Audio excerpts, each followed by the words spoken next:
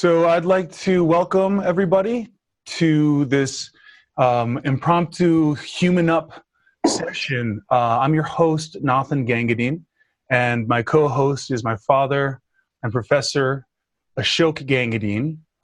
And I just want to get you up to speed here with what this is. Obviously, you're aware, I hope you're aware, that there is a major election happening tomorrow that can really be a major turning point in a lot of ways. And I've never been personally quite so engaged with the process and watching what's going on out there in as neutral of a way as I can, and really tuning into my feelings about it and getting some ominous signs and hints from what's going on out there. And some of these ominous signs feel like the real potential of losing some serious freedoms.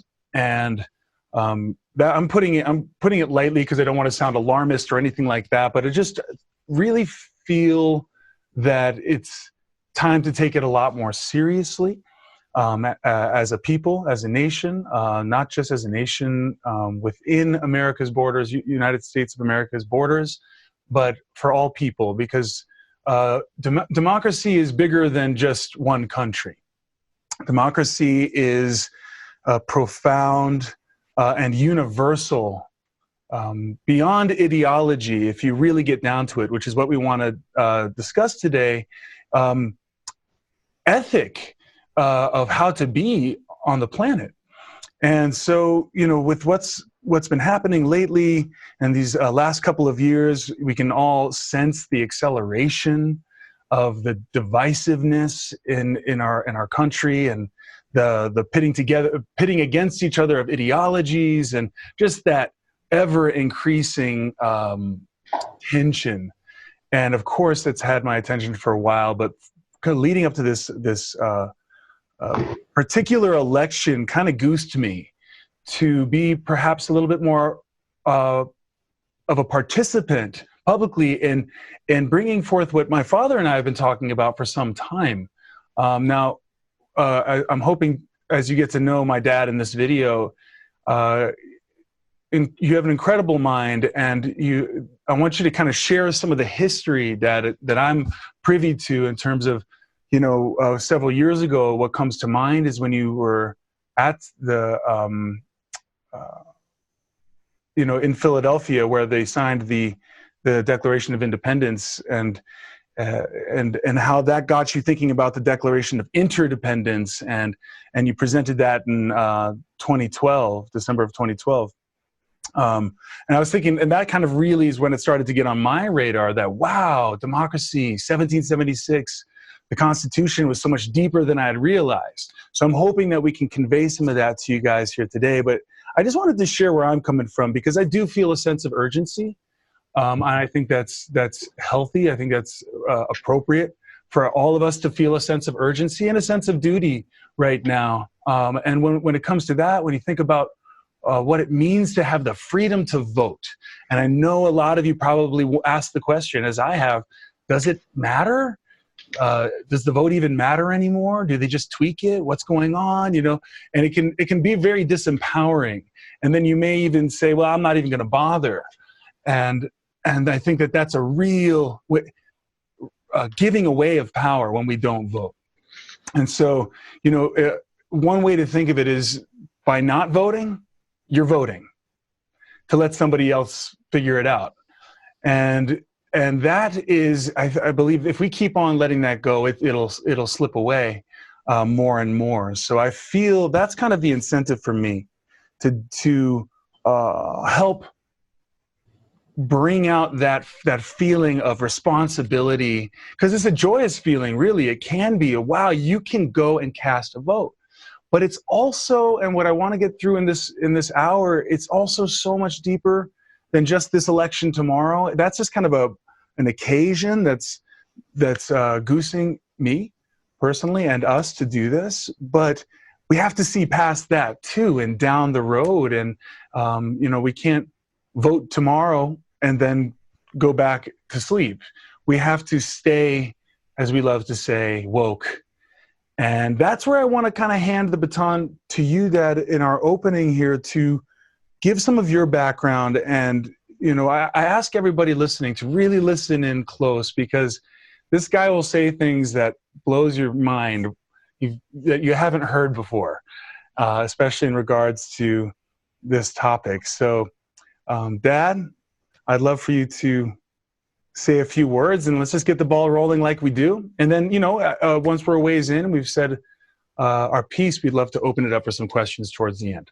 So if anybody there is watching, please feel free to join in the webinar. I'm going to add the link. If you're on the Facebook, I'm going to add the link to that post now, and you can actually register for this and be able to chime in. So, Dad, take it away. Thank you, Nathan. That was very beautifully done to set the context of the urgency of where we are as a people in the United States and on the planet right now.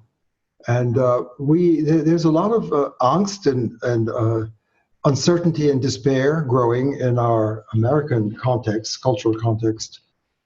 And the topic that we put out to really bring it to focus is, why is our democracy failing, and what can we the people, do together to heal what seems to be dysfunctional, broken, unhealthy, a virus in our culture, whatever we want to call it. And you invited me, thank you for co-hosting with me, Nathan, and you invited me to give a quick sense of the background of where we are as a people and 1776, which I'd like to focus on for a moment, because my work as a philosopher, I've been teaching philosophy, global philosophy, wisdom, Enlightenment teachings, the great scriptures and texts across the planet for over the past 50 years. I've been a professor of philosophy at Haverford College outside of Philadelphia and based here in Philadelphia, the founding of this nation. And the question of human reason, really, and when we read the opening of the 1776, we should all read it very carefully, because there are two kinds of readings. We could read it from our everyday common sense cultural perspective, which is the obvious way to go, as we do with all our texts. We're reading the scriptures, reading wisdom, reading the news, whatever, doing our science, whatever it is. But our great wisdom teachers who've been following the birthing of human reason, we are rational beings and reason rules. And I'd like to suggest that if we could step back from a more local lens of the mind of the way we usually read and listen to the collective wisdom of the planet, there's an alarming, profound, and exciting code right at the heart of 1776. It's not primarily about ousting the British and the monarchy from the colonies. It is much deeper and more profound, and we're facing it today more than ever. So what Nathan said about this vote tomorrow, what people are really saying in the news, what's on the ballot is the future of our nation, the future of democracy. That's what's in jeopardy or at stake, and it's right. But it's not just recent. It's not just this election. It's every election, and it's going back to 1776 itself, because the founding fathers and mothers of this nation were clearly tapping the logos. The Greek word for reason is the logos, the source of the light of reason. And the opening language and vision of 1776, if we read it in this light of the collective wisdom of human reason, getting woke, coming to light, maturing as humans. We're not ego sapiens, but logos sapiens. We're kids of logos, reason. And if we were to realize that reason is not an ideology, the highest prize of being a human is to awaken as rational beings. And the Logos Code is a global code, and it's right there in the heart of 1776.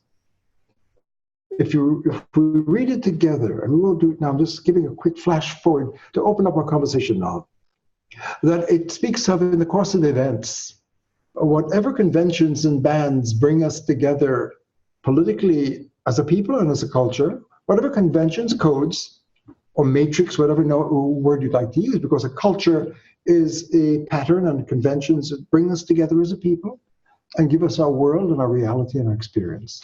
And that's a code of reason. But whatever codes, conventions, and political agreements or bans or contracts that bring us together, if it violates our true human dignity and independence and value and worth, the language says in the opening lines, it is our duty to separate. And that term separate is huge, because all of our great scriptures, teachings, enlightenments, and rational teachings call for a profound separation. A separation from a more adolescent, limited, developmental stage of knowing and using language and meaning and truth and making our worlds to a more mature, integral, whole way of being a woke, rational being. And in the opening lines of 1776, it declares that whatever matrix, codes, conventions bring us together as a people, if it violates our dignity and human rights and independence, it's our duty to separate, call it out and separate. The second reflection, we hold these truths to be self-evident. That shows you're in woke reason. That we are endowed by God's nature and nature's God, the source, which all the great wisdom understand. There's a source, it's a profound source. Philosophers call it a primary being, a source science, first philosophy, wisdom. There's something first. And we don't have to go into a religious mode or a spiritual mode. It's human reason. There's something on the ground floor of our consciousness that gives us our language and our rational intelligence, and therefore our culture-making capacity and technologies. And the second thought then is we're endowed by this source with unalienable rights, life, liberty, freedom, well-being. And thirdly, we form governments to protect that. So far, nothing about the British. It's all about separating from conventions that violate our dignity, rights, life, liberty, freedom. And the fourth idea is if any government, it's generic, violates those rights, it's our duty to call it out and confront it. All of this before it even goes on to grievances against the monarchy. If we understood that, and then we look back at the evolution of human reason across the planet, but just from our founding visionaries of Plato, Socrates, Aristotle, all through the centuries into the European Enlightenment, Descartes, Spinoza, Leibniz, Locke, Berkeley, Hume, Kant, and onwards into the contemporary world. It's clear that the journey is to go, and that's what this hologram behind me, which is coming out of my decades of research on the quest for the missing logos, the deep grammar, the code that brings us to the high place where we, the people, e pluribus unum, is in this deeper space, and we're not there yet. So that the call of 1776, well read, tuned into the wisdom of the planet and the maturation of human reason as a global code without ideology, is saying that when we separate truly in our consciousness and our culture making from conventions and codes that violate us and each other and compromise the political space of we the people, it's our duty to separate. So removing the British, as great as that was for the colonies in separating from an external force, if we have a code, nevertheless, after that, that we continue to hold, that is colonizing our minds, compromising us, it's adolescent, and seen by wisdom, traditions, to be generating all kinds of cultural dysfunctions which are in our face today.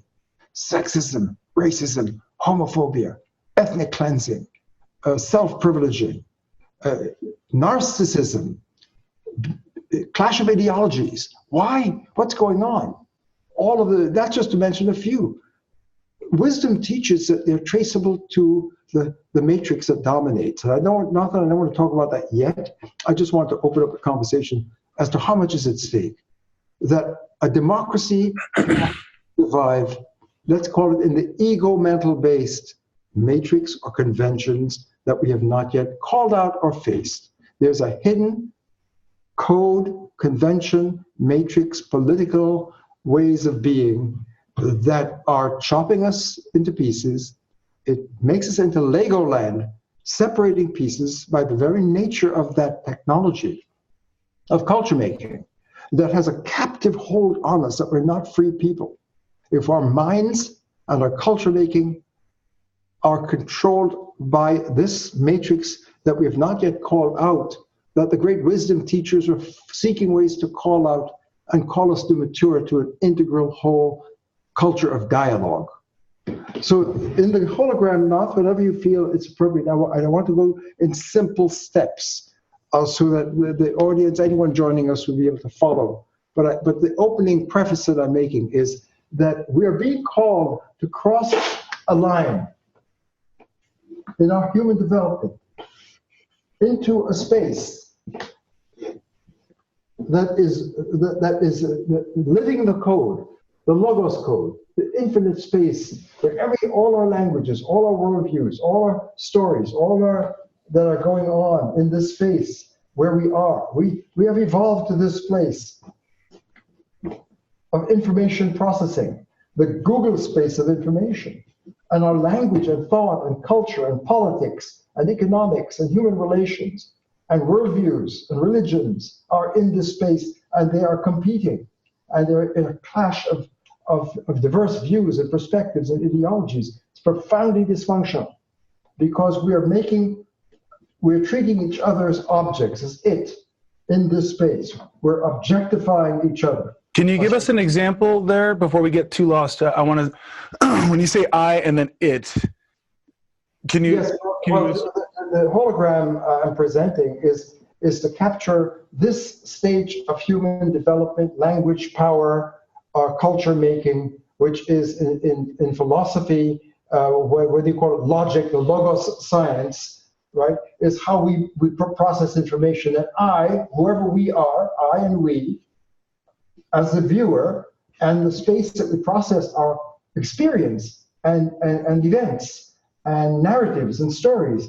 It's called the space of predication, subject and predicate. We manufacture and make information here and make sense here. This is language, true or false, and it pictures the world. And this is an object. The subject has an object of awareness. The content of our experience. I'm hungry, I'm thirsty, I hate so-and-so, I love so-and-so, a psychological state, sun is shining, rain is falling, I'm an American, whatever it is out here, inner and outer events and experiences are processed in this space, and it's objectified. The subject has an object, that's the screen of where we process our information. And philosophers notice the I, and whatever it is, it's an it, it's an object. So what would be like a good example? Like give an example of an I that's looking at the it. Like what I'm hearing, because what I'm seeing, like just as a worldly example that's so prevalent right now, and I don't know who out there watches the news. I pay attention. A lot of people don't watch the news because they can see that it's there's a lot of manipulation and propaganda and all these different kinds of things, and so they just throw the baby out with the bathwater. But it's an incredible window into putting your finger on the pulse of what's going on out there. And if you know, for me, it's channel 252 is Fox and 253 is CNN.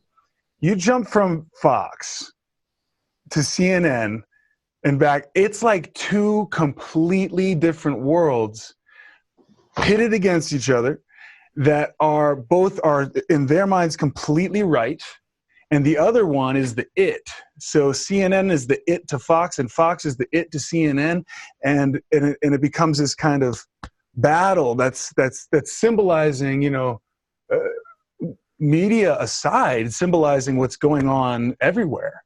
Right. And I feel like that would be a good, because I want to give an example, because it's sometimes hard to understand how pertinent what you're saying is in terms of the I and the it way of thinking. And you might think, oh, I don't think of, you know, my partner, my child, my neighbor as an it. Of course not. They're a person.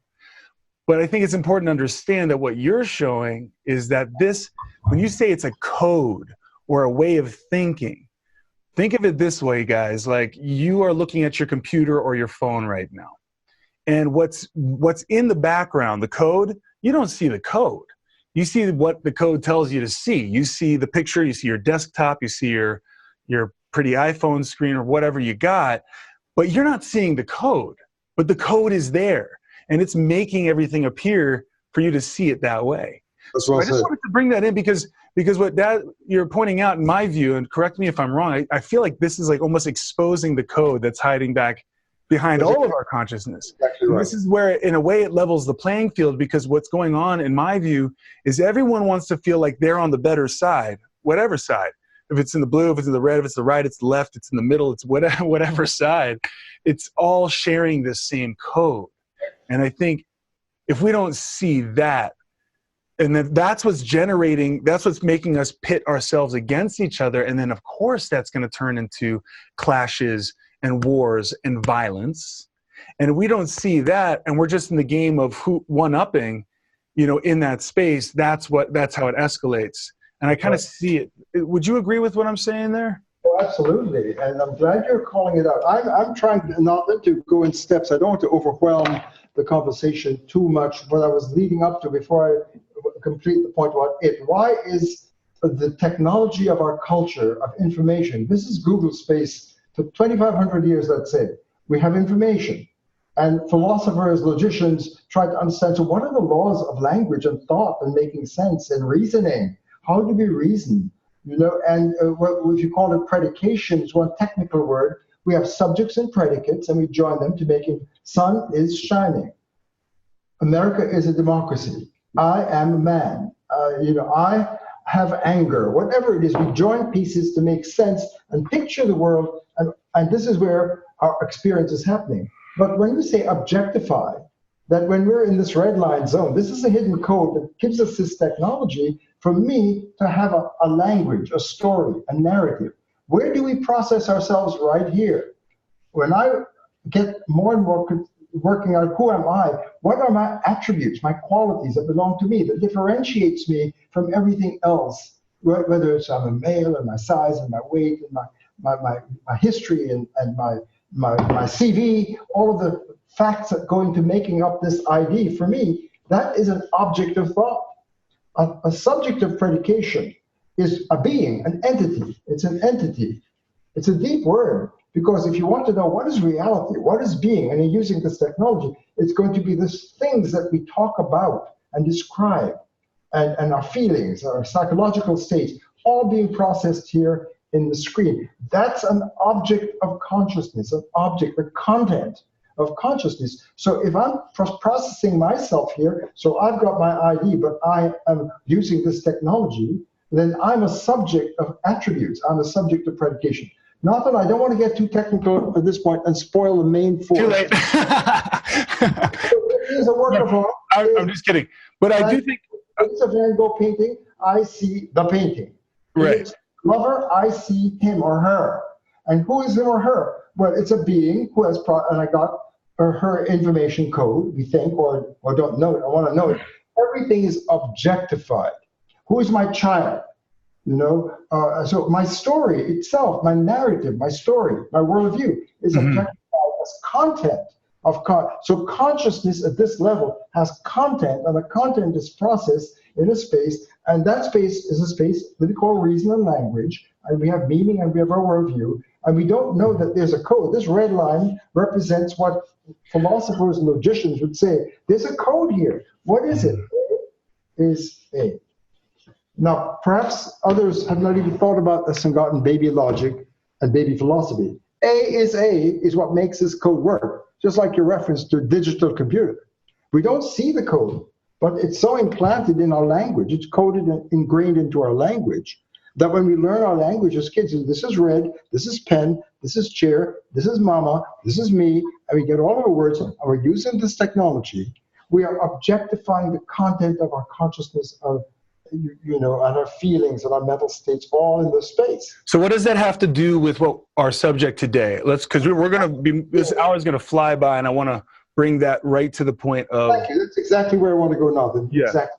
What does this have to do with the failing of democracy, right? And 1776, because the great wisdom teachers and scriptures are saying that this stage of development is not adequate as a code to get the deeper code of this space, the logos code we're calling it. What's that? That reality or being. You don't have to say God. You don't have to say Yahweh or Allah or Om or Brahman or Tao or Buddha or Christ, any of those words. They're all tapping this code, this space. What is that code? The code of reason. Science too. You should say, point that out. Science is using this code. And this code enables us to have this, but it disables us to get here. So what's the big deal? That's what I want to bring up. That the code of reason, the Logos code, is tapping the infinite space. Being cannot be bound. The double parentheses marks the womb of the infinite, boundless, that holds it all together. And in the language of 1776, unum pluribus, the unity, pluribus, multiple. Diversity, multiplicity. Unity in diversity and diversity in unity. Unum pluribus is here. This is a place of dialogue. And for people who don't know, that's actually, it's on the American penny on the back of, and I don't know, maybe some of the other coins too. Into the thinking of the Constitutional Foundation. E pluribus unum is the original phrasing, right? Unum, out of the many, one. But not unity here, which is a disaster to try and find the unity. Why? Because in this space, it's equal opportunity. Boundless alternative worldviews, stories, narratives, paradigms, memes, codes are going on. Science is going on here. Religion is going on here. The Islam, Christianity, Judaism, you name it. Atheism, theism, deism, all of these isms are going on here, and they're competing for the space. And that's what ideology is. Not if there's anything I have to say. That's it. Yeah. The code of culture is ideological. It means I have my view. Here's a lens. Whoever you are, whoever we are, we have a lens that is being cultivated from the time we're born, learning this language. And we have a perspective, a worldview, a story, a narrative, an ideology. And when you have politics here, this is the point. America here, and any word here, I use a single bracket to mark it. Okay? I need Can we do a refresh? Is it possible to do a fresh page? It's getting too hard to see the. Yeah, but let me just finish the main point here. Okay. Any word spoken in this level of language, call it a single bracket, has to be upgraded to the space of dialogue. Ideology rules here. That means there's going to clash of worldviews, and there's no common ground. There's no unum. No common ground here. There's diversity, but no unum. There's plurality.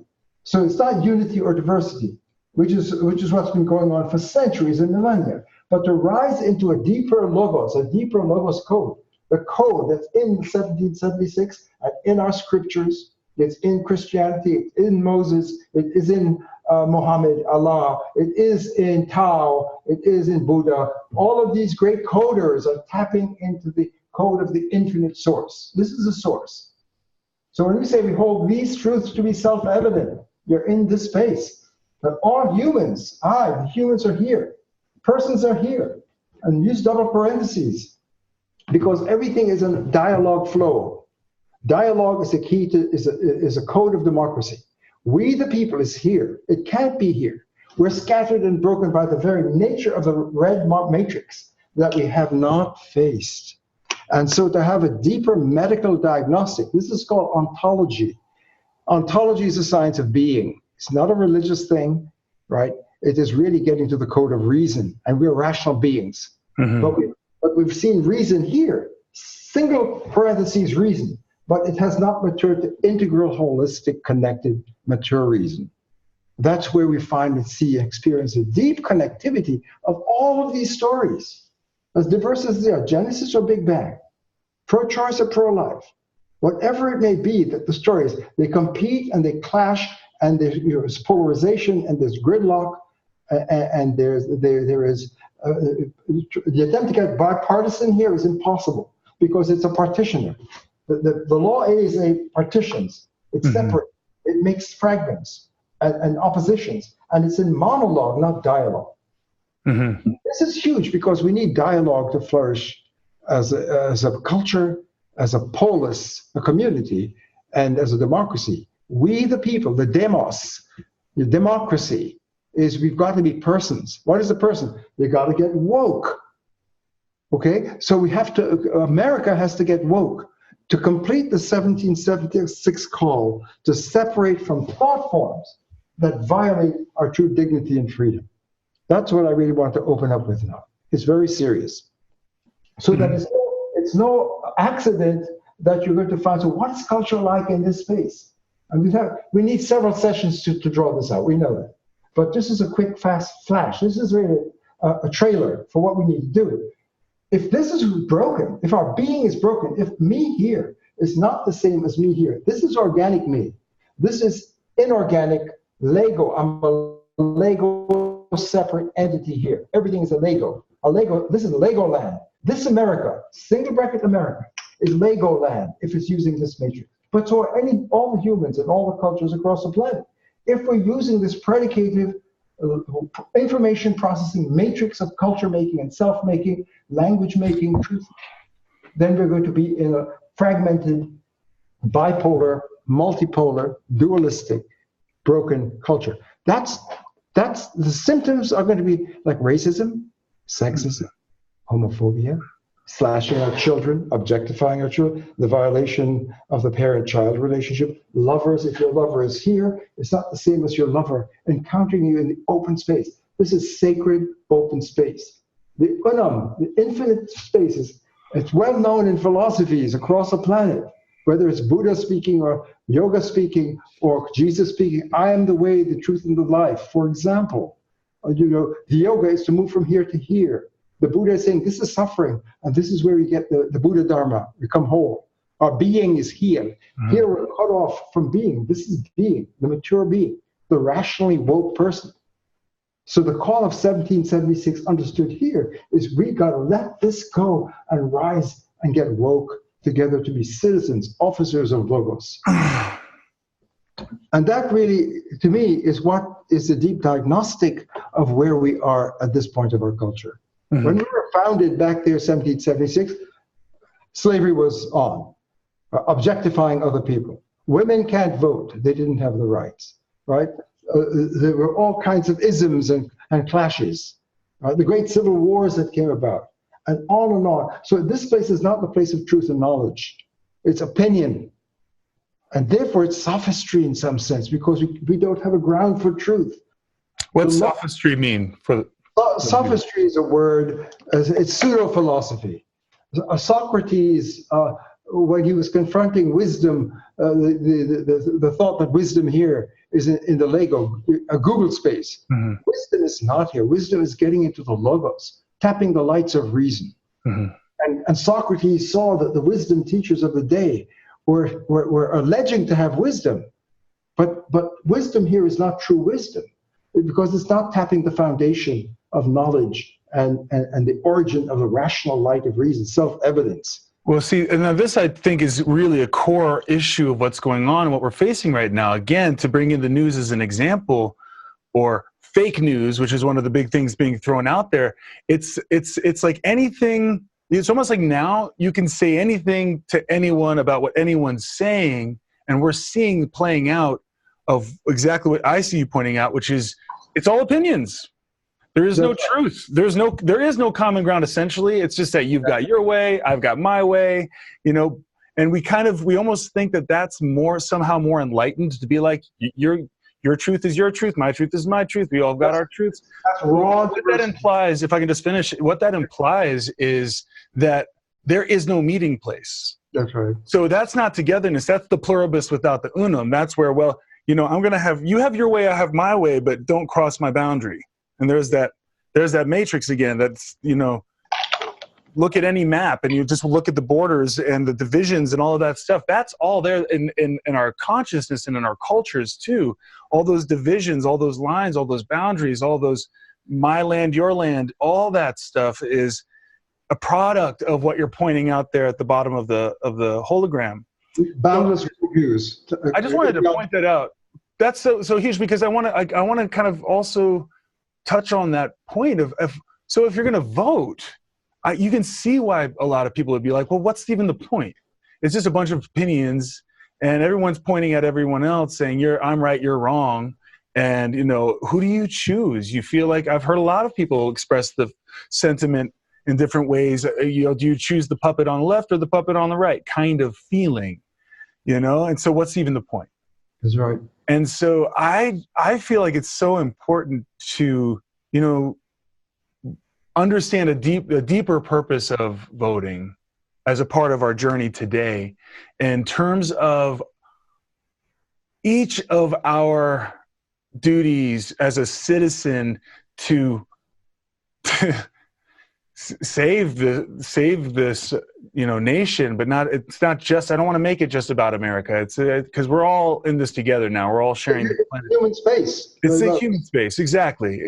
But right now, with what's happening in America specifically, I mean, there's a real feeling of we can kind of just go down, and so if you could speak to that point of like why vote, why even vote, that. Well, that's a great question. One person, one vote, and the thinking of the European Enlightenment as reason begins to blossom, and it's no longer a matter of living under faith alone, but reason now is on the rise in the European setting. But of course, Enlightenment is going on in the classical yoga tradition and the Buddha tradition and the Lao Tzu tradition. It's all across in the Islamic tradition of Rumi, in the Kabbalah, the Jewish mystic. All of that wisdom is unfolding. But who is the person, Nathan? Because if I'm processing myself here as a subject of my attributes that gives me my ID under the regime of A is A, and not realizing that separates things out. And the human here, the consensus of wisdom is, as long as we're in the Lego space, the Lego matrix, we're going to be a Lego entity, a separate being. But when we rise into the woke space, the I am, when we get woke, aware, enlightened, wisdom, tapping the logos, one with the code, we tap the unity, the unum force that's holding it all together. Because we are of that unum, we are of that logos, we're logos kids, all of us. And if you're cut off this line, if we're cut off from direct access to who I am, then this version of me is cut off from this separated, isolated version of me with my lens and my worldview and my story. Or money, I can have multiple stories. I can be a religious person. I believe that God is a creator and Genesis. I'm a physicist, scientist, and I believe the Big Bang is true. I'm an ecumenical American, and I want to keep my politics and religion separately. I'm doing my yoga. I'm doing feng shui, on and on. A person can have multiple, but that's a different ID. So I can be fragmented in a fragmented place. So what is the nature of a community here? It's a collection of separate units. A collection. So when do we vote? Your point about voting. One person, one vote. In terms of a separate, think of Lego pieces, a culture of units. All A is A. Everyone has this, and you count the votes, and the majority rules. That's not we the people. Because we the people is deeper. This is the place of dialogue. Because why? Because everything is connected. All the diversity is connected. So every point here is connected with every point here. This is ethics. One example I'd like to just say for our viewers, another way of thinking of that is think of nature. We all, in a way, we revere nature, and obviously nature is a supreme demonstration of intelligence. Nature is flow, yes. So it's a good way to think of it. Like nothing exists by itself. Everything needs everything else. That's right. Nature displays that harmony and interflow where humans, for some reason, seem to have dislodged themselves from that natural flow. And the violence and the destruction of nature, if you frame it in that light and we see what's going on, and we could see that's at the bottom of the page, that's what is really the source of it. That's the point, Nathan. Yeah. From this science, the double bracket science of the Logos code and the code of reason now being revealed in its global power. And it's not another, these are ideologies. This is deeper. This is pure science. This is source science. This is first philosophy, getting to the first, because this is first. And when you're a human here, you are experiencing the interflow with each other, with nature. There's radical diversity, it's pluribus. Everyone's space is unique and sacred. This is sacred fractal space. And the polis, the community here, the voting here, who votes, the person here is transpersonal. The person here is not yet fully mature as a person. Even though you have your artificial unity as a unit, it's like a Lego unit, here you're interwoven, self and other, self and nature. the person and the work of art, the person and... In other words, one way of saying that is voting isn't just a matter of imposing your own little will of what you want, but Right. it's about a duty and responsibility to the whole ecology of all of us. That's beautifully said. That's the double bracket vote. That's voting. That's the one person voting. This person, the woke person, having a voice, is in effect a founder, co-founder of the democracy we the people here. Each person is an I thou. And although each is unique and separate and sacred, you were yet woven together. White man, black man, Gentile, Jew, genders, all of it, interwoven, interconnected. When Martin Luther King said, I've been to the mountaintop, I've seen the other side. I may not get there with you. That space of the promised land, this land is the land of the free. This is free range humans. This is caged. We're living in a caged culture. And back to 1776, it was calling us to separate from thought forms and conventions of culture that violates our natural dignity in the eyes of the source. The right to life, liberty, freedom, dignity, nobility, free space. Each person in sacred space. We can't have a healthy democracy here, but this is where we're laboring. So what I like to say now is that our unfinished American Revolution is not a violent revolution. It is a revolution of the matrix, to go from this way of processing our culture in monologue to a woke community of people in unum pluribus, e pluribus unum, in a democratic polis or community of mutual respect and radical diversity and sacred individuals in rational space.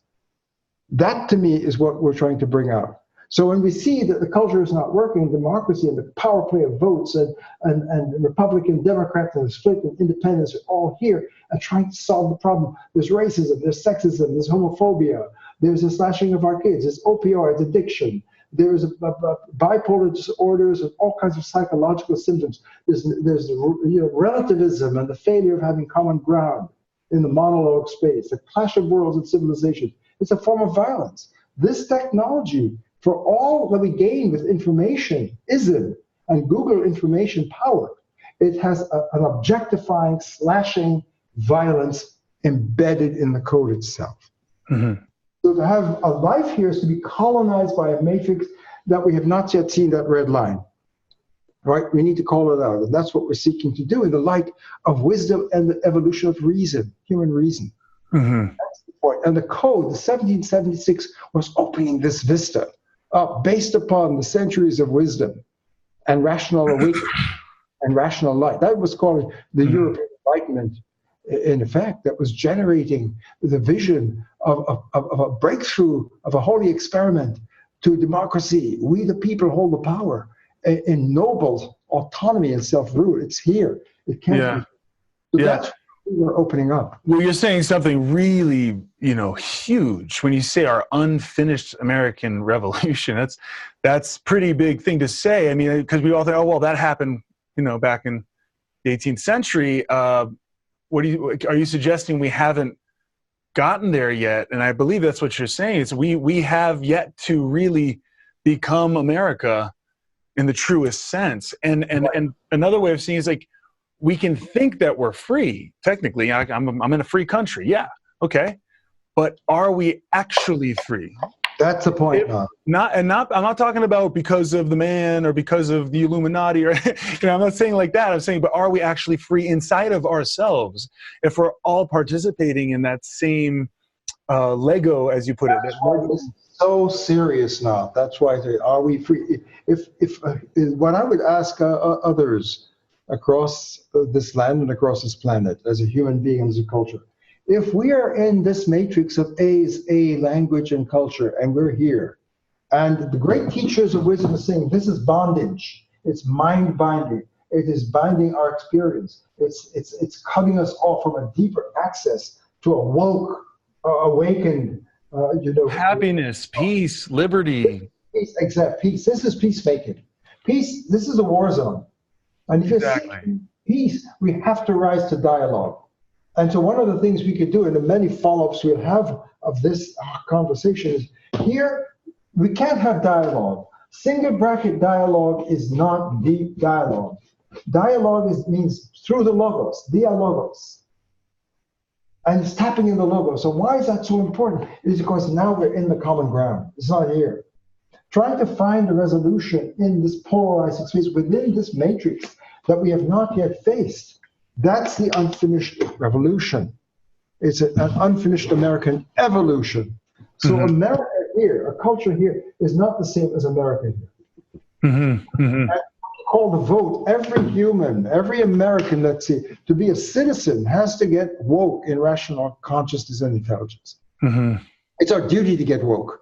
Why? Because all of our teachings is the infinite force is calling upon us as kids of this. We're in the womb of this the infinite space is calling us to rise to honor the source of our life, the source of who we are. So what's at stake, Nathan, of all of the wisdom and scriptures of a planet is this is where the person becomes a mature organic human being, connected in the nonviolent dialogue, interconnected flow. Everything here is interconnected. Why? Because it's an infinite space that unifies. You can't have more than one infinite. How unified is infinite unity. That's huge. People have not gotten that literacy. Infinite unity is filled with infinite diversity. Countless infinite points. Every point is sacred. If you speak the Om language here, if you break a piece of Om, you can't do it. You're going to get Om in every point. That's why a poet like Blake says, infinity in a grain of sand, an eternity in an hour. When you get into this matrix, into this code, which is a missing code of logos. That's in 1776. If we realize that in the American psyche and political consciousness, whatever our worldview, we seem to say that 1776 Constitution, that's almost like a biblical scripture for us.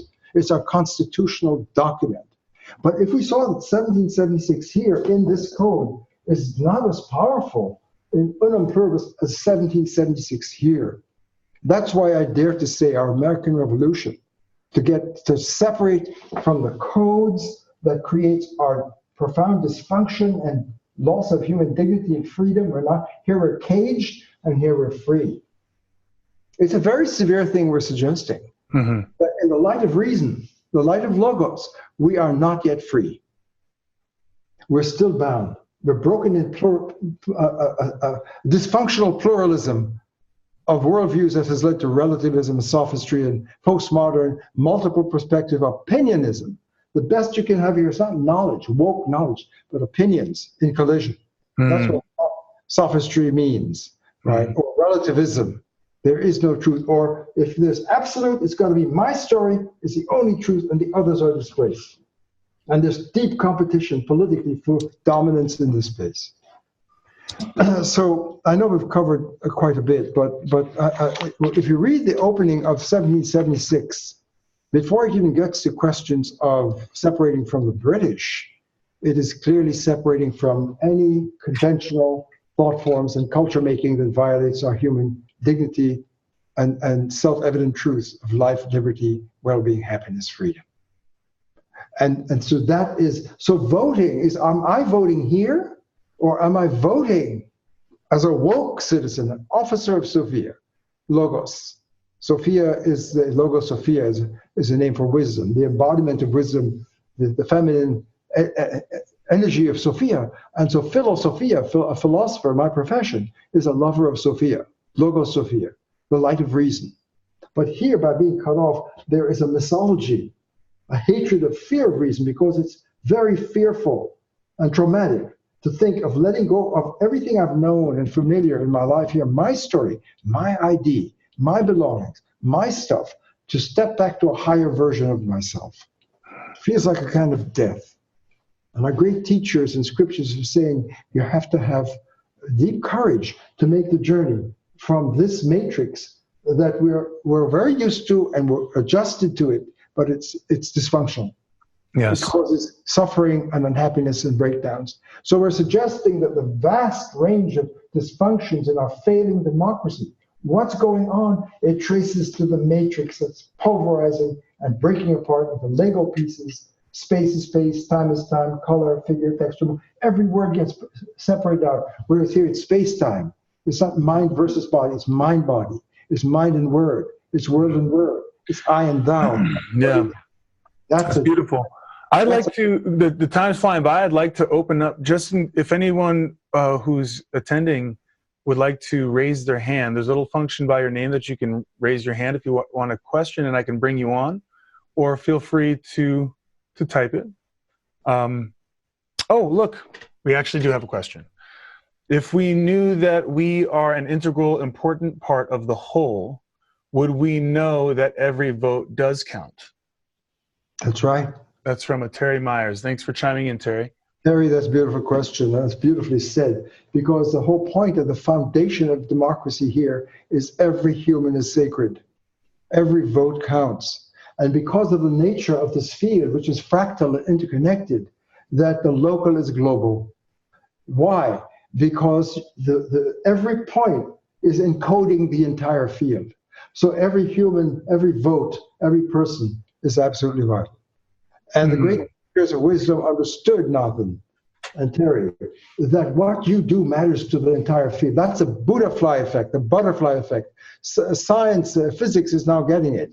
That the butterfly effect here, because of the nexus of holistic, fractal, intercausal connections, it's a network of integration. It's not linear, it's holistic causation. Here it's linear. Back to A is A. This causes B equals C. So here, the movement of the wings of the butterfly in the rainforest of Brazil is connected to the typhoon in the Pacific.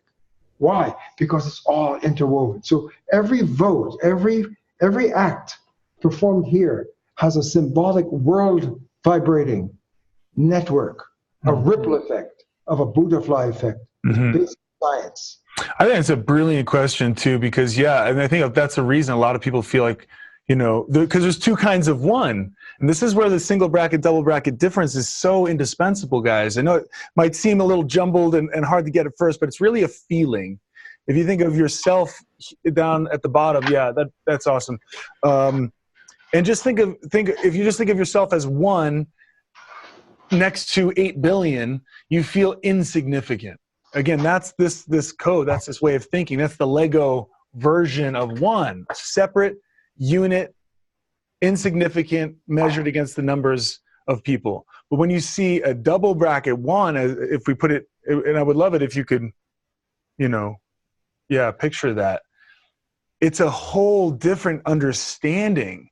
And if you say vote with that understanding, you cast your vote in that space, that's a different vote. That's a different effect. That's a huge ripple effect. So beautiful. Yeah.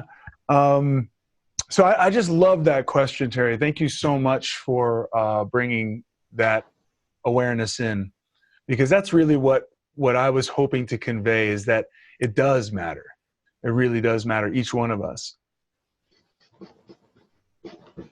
I hope this is cleaner and more readable. That when we're here in the double bracket infinite connection space, to be a person here, a mature organic person, is to be infinitely connected with the entire field. So the I and the O, just to be clear, the I and the other. Is anything that's different from me. Right. And the infinity is like a connection. It represents that connection. You're inextricably interwoven with the other and with the environment. Right, exactly now. That's the logos. The logosphere. And here, language here is not the same as language here. That's what we need here. Any word here. So in this space, the it space, again, here's the I, that's the screen, I'm separated, I have my story, the subject and the predicates are being, that's the object, I, it. This is an it.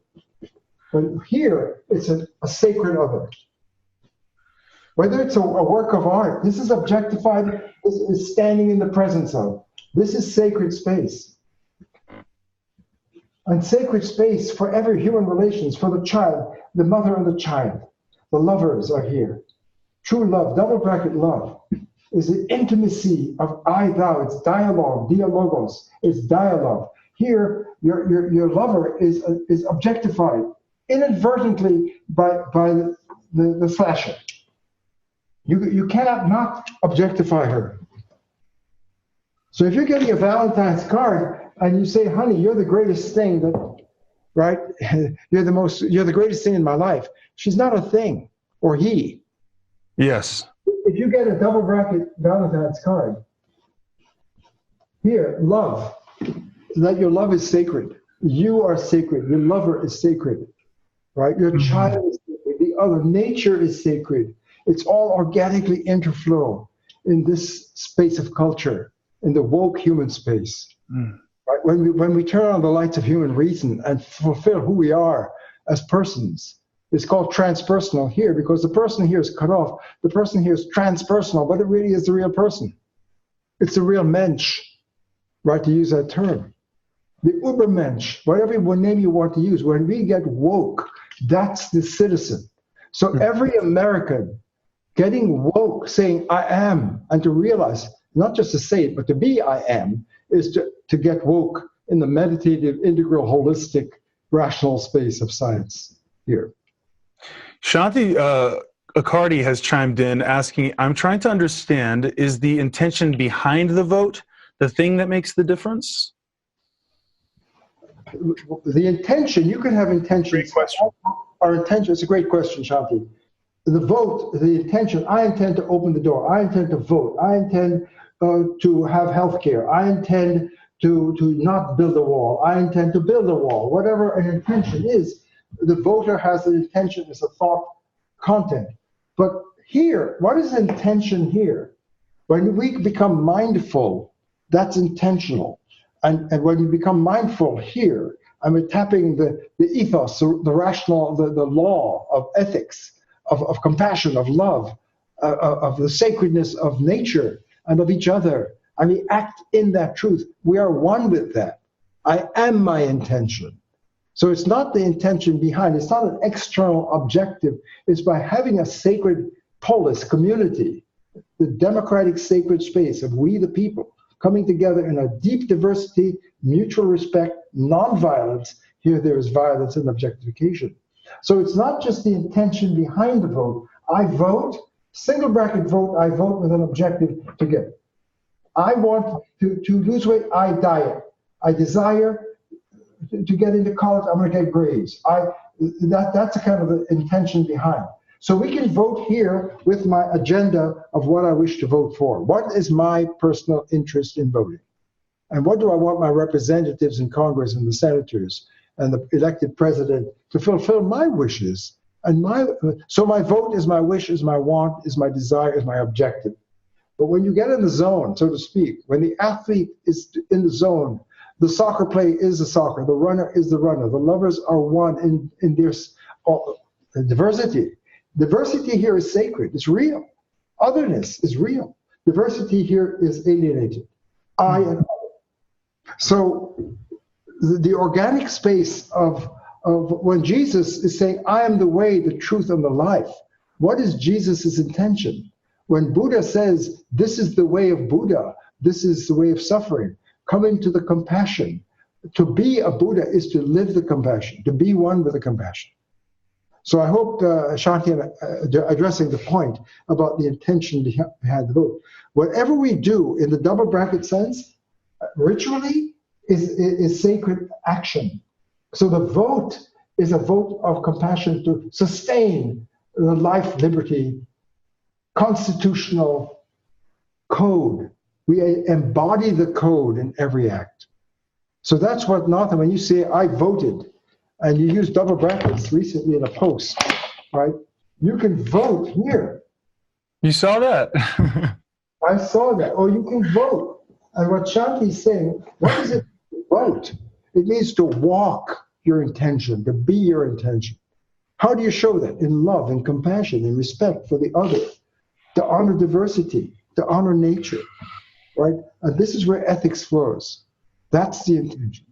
So to vote is to enact the officer of Sophia Logos. We are officers. Humans are officers of the source, officers of the code. And when we live that code, as Jesus, for example, say, I am the way, I am the truth, I am the life, that I am the code. The Logos in the flesh as John opened his gospel. In the beginning is the Logos, and the Logos became flesh and entered the world. And Jesus is the Logos of the flesh. That's one example of it. Moses in the flesh at the burning bush. Allah, surrender to Allah. What's to surrender what? Separate from our ego-based, separate Lego matrix to put Allah first. Mm-hmm. All of these great traditions are saying science, what is first should be honored as first. And that is the ultimate law of reason. So as we wrap up, because we're at the end now, but no way. Yes way. I'd like to just speak to that point really quick and wrap things up. But in that lower space, in the single bracket space, everything is pitted against everything else. It's the nature of the beast. So Republican versus Democrat, let's say, or Islam versus Christianity, or theism versus atheism, or whatever. It's all these polarities that it generates, and they're irreconcilable differences. That's right. We're talking, and one of those is, again, sacred and secular. The spirituality and religion, you got to keep it over here, and the secular, politics and ecumenical space. Yeah. That's another perfect example. So just in case anyone's rubbed the wrong way by hearing these analogies, in that higher space, really, they're not. It's beyond religion. Even the religion's teachings are beyond religion, beyond ideology. They're coming from that rational space too. And when you see it in that light, it's more power to 1776, which is, again, tapping that space where, let's say it's the treat others as you would want to be treated. That's a golden rule, right? So why is that the golden rule? That's tapping that higher space, that natural, as you say, organic flow of love. When Ubuntu, the African, I am because you are, or Namaste, the light in me recognizes the light in you. All these cultures, it's beyond religion, it's beyond ideologies. It's deep science. It's deep science and deep nature. That's right. And again, nature and science is another one of those things that gets split up. But in this higher space, true science is true nature. True masculine is true feminine. True, but it's not watering down the differences. It's enriching. Enriching. It's important to understand that your individuality is not lost in that unity. In fact, it's gained. It's gained. Right? And when you find our individuality, yes. We're truly indivisible. And I think indivisible struck me as a word yesterday that was just somebody was holding up a sign that said indivisible. And I loved seeing that in this light, because unum, which is love, is truly indivisible. It can't be, it's not that it could be divided, but you're not gonna. It's undividable. That's it. That's what we got to vote for. And whatever, one nation, nonpartisan, undivided, indivisible. One nation, one people, with all of our diversity, indivisible, in source, in the Logos code, with liberty and justice for all. That code cannot be accomplished here. That's the crisis of democracy. That's what's ailing democracy. And to heal it, what we can do is to get woke together and enter into deep dialogue, not monologue, but real dialogue in our being together. Beautiful. That's really what we'd like to offer at this time before election. Awesome, guys. Well, thank you everyone who tuned in and stuck around for this. There's going to be a lot more, by the way. This was a little taster here. So stay tuned. You can find more at my Facebook page, Human Up Life. The words Human Up Life. Go there, like it, and you'll get to follow all the updates and know when something like this is happening again. So again, thank you. Go out and vote. And most of all, be the vote. Be the vote. Thank you. Good night. All right, guys. Good night.